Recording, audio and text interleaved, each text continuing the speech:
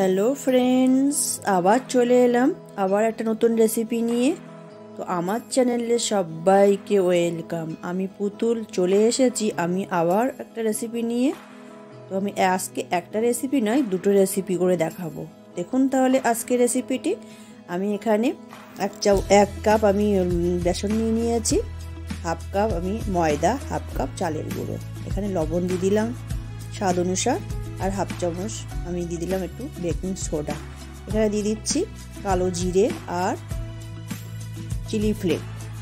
এখানে দিয়ে দিলাম হলুদ পাউডার, লাল লঙ্কা পাউডার আর জিরা পাউডার, হাফ চামচ করে সব দিয়ে দেবো। দিয়ে ভালো করে এর সঙ্গে এটা মিলিয়ে নেব। সঙ্গে সঙ্গে কিন্তু জলটা দিলে হবে না, একটু মিলিয়ে তারপরে অল্প অল্প করে জলটা আমি দিয়ে ভালো করে একটা ব্যাটার বানিয়ে নেব। ঠান্ডার সময় তো যে কোনো পকোড়া ভালোই লাগে। তো আজকে আমি ধনেপাতা আর বেগুন চপ বানিয়ে আপনাদেরকে দেখাবো। দেখুন, তো এখানে কিন্তু জলটা আমি নিয়ম মতো দিয়ে ভালো করে একটা ব্যাটার বানিয়ে নিচ্ছি। দেখুন, সুন্দর করে ভালোভাবে কিন্তু এটা ফেটাতে হবে। ফেটালে যত ভালোভাবে ফেটানো হবে কিন্তু চপগুলো কিন্তু ভালোভাবে হবে, মুচমুচে হবে।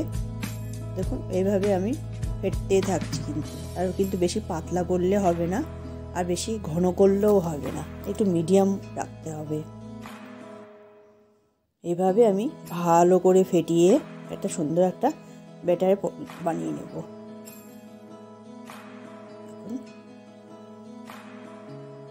এইভাবে ফাটতে ফাটতে আমি অনেকক্ষণ কিন্তু এটা আমি কমসে কম 10 মিনিট এটা আমি ফেটিয়ে আমি কিছুক্ষণ এটা রেস্টে রেখে দেব। এখন আমি আবার 10 মিনিট পরে চলে এসেছি। দেখুন, ভালো করে আমি আবার একটু ফেটিয়ে হাফ চামচ আমার যে কড়াইতে আমি কড়াই বসিয়েছি, তেল হালকা তেল গরম, ওই হাফ চামচ আমি দিয়ে দিচ্ছি। এখানে আমার ধনেপাতা ভালোভাবে আমি এটা ধুয়ে বেছে আমি নিয়ে নিয়েছি। আমি কিন্তু গোড়া শুদ্ধ নিয়ে নিয়েছি। আমি এইভাবেই কিন্তু করলে বেশি ভালো লাগে খেতে। বেগুনগুলো বেশ স্লাইস করে আমি কেটে নিলাম। লবণ ভালোভাবে আমি এটা মিলিয়ে নিচ্ছি। প্রথমেই আমি বেগুনটা কেটে নিয়েছিলাম, তারপরে কিন্তু আর আমি ধুইনি। এখানে আমি হলুদ পাউডারও দিয়ে ভালো করে বেগুনের সঙ্গে একটু নুন আর হলুদ ভালোভাবে মিলিয়ে নেব। তো ভালোভাবে ব্যাটারটা আর একবার আমি একটু ভালোভাবে একটু মিলিয়ে নিচ্ছি। এখন এই গোড়া শুদ্ধ একটা ধনেপাতা এইভাবে ওই ব্যাটারের মধ্যে দিয়ে ভালোভাবে কিন্তু বেসনের গোলাটা ভালোভাবে কিন্তু কেকে নিতে হবে, থাকলে মোটা হলে হবে না। এখন দেখুন, তেল আমার মিডিয়াম গরম হয়ে যাওয়ার পরে আমি মিডিয়াম করে রেখে দিয়েছি। এখন আমি গোড়া শুদ্ধ আমি এই ধনেপাতাগুলো কিন্তু আমি এভাবেই দেবো, পুরো আস্তে আস্তে ধনেপাতা। এটা কিন্তু দেখতেও ভালো লাগে, খেতেও কিন্তু খুব ভালো লাগে, মুচমুচে হয়, আর খেলে কিন্তু কোনো অবগুণ হয় না। এখানে আমি এইভাবে দুটো পিস এখানে দিয়ে দিলাম, আরও এক পিস এখানে দিয়ে দেবো ধনেপাতা। উল্টে পাল্টে লাল লাল করে একটু ভাজা করে নেব। এইভাবে দেখুন, আমার কিন্তু একটা হয়ে গেছে। এইভাবে সব ধনেপাতাগুলো উঠিয়ে নেব লাল লাল করে। এইভাবে আমি সব ধনেপাতাগুলো ভেজে নেব। দেখতে কেমন ভালো লাগছে, খেতেও কিন্তু খুব ভালো লাগে।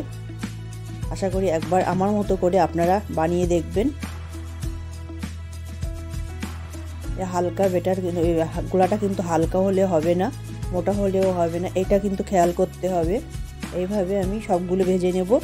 এখন আমি বেগুনগুলো এরকমভাবেই কিন্তু এপিট ওপিট করে গোলার মধ্যে দিয়ে একটু কেকে নিয়ে আমি তেলের মধ্যে ছেড়ে দেব।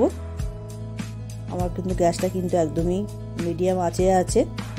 এভাবে উল্টে পাল্টে দেব। ফুলকো ফুলকো বেগুনি আমার কিন্তু রেডি। এটা একটু ভাজতে আমি টাইম দেবো, লাল লাল হতে দেবো। এইভাবে আমি বেগুনিগুলো তো উঠিয়ে নেব। দেখুন, বেগুনিও কিন্তু আমার রেডি। গরম গরম ধনেপাতা আর বেগুনির চপ থাকলে আর কি চাই।